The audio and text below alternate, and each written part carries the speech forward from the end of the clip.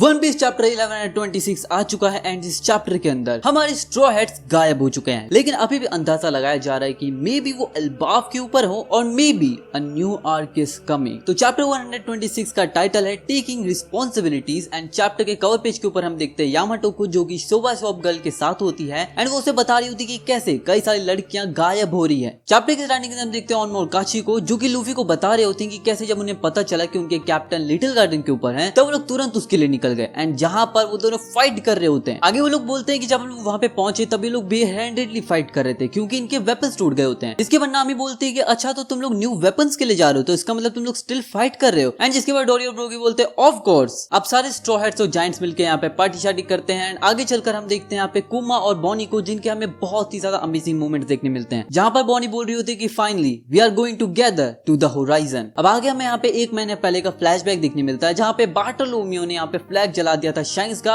अब शैंक्स की टेरिटरी में पहुंचने के बाद उसके झंडे को जलाने के बाद अब कुछ तो कांड होने बचे थे, राइट। जिसके बाद हम देखते हैं कि शैंक्स ने बार्टोलोमियो को पकड़ लिया था, उसको बहुत पीटा and now he is defeated. जिसके बाद शैंक्स बार्टोलोमियो को ये बताता है कि जो मेरा फ्लैग था वो बहुत ही ज्यादा इंपॉर्टेंट है क्योंकि मेरे फ्लैग की वजह से काफी सारे लोग मेरे ऊपर रिलाई करते हैं, तो अगर मैं इसको ऐसे ही जाने दूंगा तो ये बहुत बुरी बात हो जाएगी और मेरे जो एलाइज हैं और मेरे साथी हैं वो टारगेट हो सकते हैं इस बात से लेकर। बार्टोलोमियो यहाँ पे शैंक्स से माफी मांग रहा होता है बहुत ही ज्यादा डेस्परेटली, लेकिन शैंक्स उसको इतनी आसानी से माफ नहीं करने वाला। अब शैंक्स के रूम में से एक मेंबर आगे आता है एंड जिसके बाद वो बार्टोलोमियो को एक पॉइजन दिखाता है एंड बोलता है कि ये एक पॉइजन है जो कि बहुत ही ज्यादा डेडली है, तुम्हें ये लूफी को देना है, स्ट्रॉ हैट लूफी को, एंड अगर तुमने ये काम कर दिया तो तुम्हारी जो रिस्पॉन्सिबिलिटी जो भी तुमने किया है वो सब हम सॉल्व कर देंगे। अब वो जो पॉइजन होता है वो इतना ज्यादा डेडली होता है, जब वो विक्टिम की बॉडी के अंदर जाता है तो उसके अंदर से ब्लड इरप्ट होता है एंड जिसके बाद अंटिल द विक्टिम डाई उसे काफी ज्यादा पेन होता है। लेकिन यहाँ पे बार्टोलोमियो अपनी लॉयल्टी का टेस्ट एकदम परफेक्टली देता है, जहां पे हम देखते हैं कि वो लूफी के लिए इतना ज्यादा लॉयल होता है, वो लूफी को पॉइजन नहीं देना चाहता एंड इसलिए वो खुद ही वो पॉइजन पी जाता है, जिसके बाद सभी लोग काफी ज्यादा शॉक में चले जाते हैं। अब बार्टोलोमियो यहाँ पे काफी तगड़ी वाली स्पीच देता है जहां पे बार्टोलोमियो बोलता है कि लूफी सेनपाई के अंदर कोई भी गलती नहीं है एंड इसलिए ये सारा ब्लेम मुझ पर आता है, ये सब कुछ मैं डिजर्व करता हूँ और लूफी सेनपाई का टाइम बहुत ज्यादा प्रेशियस है मुझ जैसे आदमी के ऊपर वेस्ट करने से। मैं एक और ऐसा आदमी होऊंगा जो कि एक एम्परर को शो ऑफ करने के चक्कर में मर गया। अब बार्टोलोमियो यहाँ पे रोते हुए बोलता है कि काश मैं लूफी सेनपाई को यहाँ पे पायरेट किंग बनते हुए देख पाता, मैंने अपना ये ड्रीम खो दिया,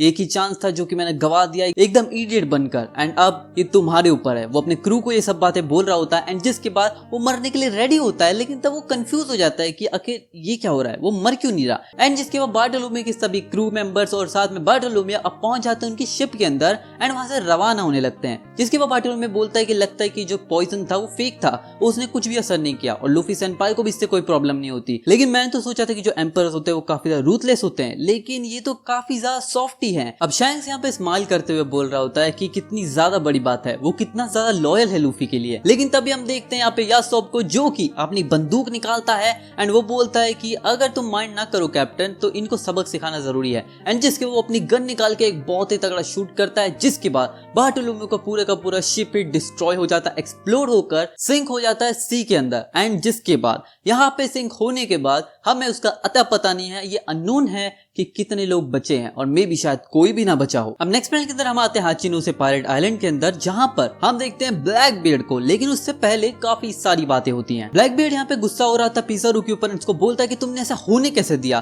तुम्हारी वजह से कोबी यहाँ से एस्केप कर गया और साथ ही में अब नेवी और एडमिरल्स भी चुप नहीं रहने वाले हैं, वो सभी भी हम पर हमला कर सकते हैं, लेकिन तुमने कोबी को जाने दिया जो कि हमारा एज था इस पूरे के पूरे मकसद के अंदर, लेकिन अब जब तुमने ये कर दिया है तो तुम्हारा टाइम आ चुका है। लेकिन ऐसा नहीं वो बोलता, लेकिन नेक्स्ट पैनल के अंदर सभी पायरेट्स उसके क्रू मेंबर्स को चीयर अप कर रहे होते हैं कि कैप्टन आप ही होने वाले हो जो कि वन पीस को पाओगे, द ब्लैक बियर्ड हिमसेल्फ जो कि कॉन्कर करने वाला है इस वर्ल्ड को। अब ब्लैक बियर्ड यहाँ पे कुजान को बोलता है कि क्या खबर है, कोबी तो भाग गया लेकिन तुम्हारे पास क्या है। एंड जिसके बाद कुजान बोलता है कि मैंने गार्प को पकड़ लिया एंड सभी लोग काफी खुश, वो लोग बोलते हैं कि इससे बढ़िया क्या हो सकता है, तुम कभी भी कैप्टन को कुछ करने में कसर नहीं छोड़ते। एंड जिसके बाद ब्लैक बियर्ड बोलता है ये हुई ना बात, लेकिन जिसके बाद कुजान बोलता है कि मैं किल के लिए जा रहा था लेकिन यहाँ पे गार्प सर्वाइव कर गया। ब्लैक बियर्ड बोलता है कि कुजान तुम्हें अपने ऊपर इतना डाउन होने की जरूरत नहीं है, गार्प को हराना कोई नॉर्मल बात नहीं है, उसको डाउन लाना बहुत ही मुश्किल है, लेकिन तुम इसे कर पाए तो तालियां होनी चाहिए। एंड जिसके बाद सभी लोग खुश हो रहे थे, लेकिन तब हम देखते हैं पुडिंग को, ब्लैक बियर्ड ने यहाँ पे पुडिंग को भी पकड़ लिया है। वेयर इज कातागुरी भाई, वो क्या कर रहा है। अब नेक्स्ट पैनल के अंदर हम देखते हैं यहाँ पे लफीती को, जिसको यहाँ पे ब्लैक बियर्ड पूछ रहा होता है कि आखिर रेवोल्यूशनरी आर्मी के साथ क्या चल रहा है। जिसके बाद लफीती बोलता है कि जो सीगे था ना वो बहुत इफेक्टिव प्रूव हो रहा है, एंड जो रेड पोर्ट्स बंडलास है ना वो भी बार बार ब्रेक हो रहे हैं, and whenever they try to load food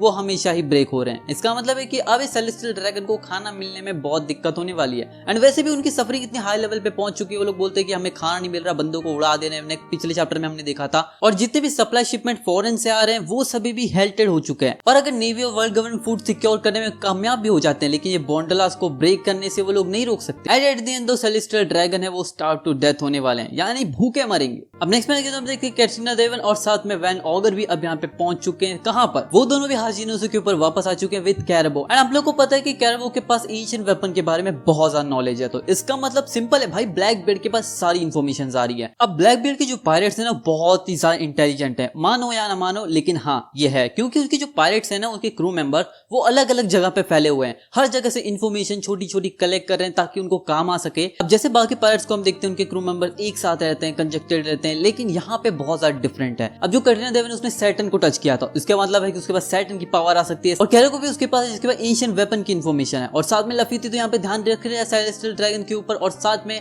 revolutionary army के ऊपर। तो मतलब सिंपल है कि सारी इंफॉर्मेशन जितनी भी यहाँ पे वर्ल्ड में चल रही है वो सारी की सारी ब्लैक बियर्ड के पास आ रही है। बंदा बहुत एक्सट्रीम लेवल पे काम करवा रहा है अपने क्रू मेंबर से। और साथ में अब तुम अंदाजा लगा सकते हो कि ब्लैक बियर्ड धीरे धीरे कितना स्ट्रॉन्ग होता जा रहा है इंफॉर्मेशन के बारे में, क्योंकि the strongest weapon you can get is your intellect. अब नेक्स्ट पैनल के अंदर हम देखते हैं यहाँ पे सभी स्ट्रॉ हेड्स को जो कि जायंट्स के साथ होते हैं, एंड उन्होंने काफी ज्यादा पार्टी कर ली थी। इतनी ज्यादा पार्टी शार्टी करने के बाद उनको अपनी मदहोशी के अंदर ही ध्यान नहीं होता कि क्या चल रहा है। एंड हम देखते हैं कि अब यहाँ पे 2 दिन हो चुके हैं उन लोगों को एल्बाफ के लिए निकले हुए एगेट से, लेकिन स्टिल अब तक एल्बाफ का अता पता नहीं है। एंड यहाँ पे हम देखते हैं सभी लोग काफी ज्यादा शॉक में चले जाते हैं ये जानने के बाद कि थाउजेंड सनी के साथ अपने 6 मेंबर स्ट्रॉ हेड्स के गायब हो चुके हैं, जिसके अंदर अपने लूफी, सांजी, जोरो, नामी, उसाप और चॉपर, ये सभी गायब हो चुके हैं। कहां पर पता नहीं। लेकिन नेक्स्ट पैनल के अंदर हम देखते हैं नामी को, जिसको कोई सैल्यूट बोलता है वेक अप करने के लिए, एंड जिसके बाद नामी उठती है वो बोलती है कि मैंने कुछ ज्यादा ही पी लिया। एंड जिसके बाद जब वो उठते हैं तो उसके जो कपड़े वो चेंज हो चुके हैं, जो वाइकिंग वाले हैं जो कि एल्बाफ में होने वाले थे,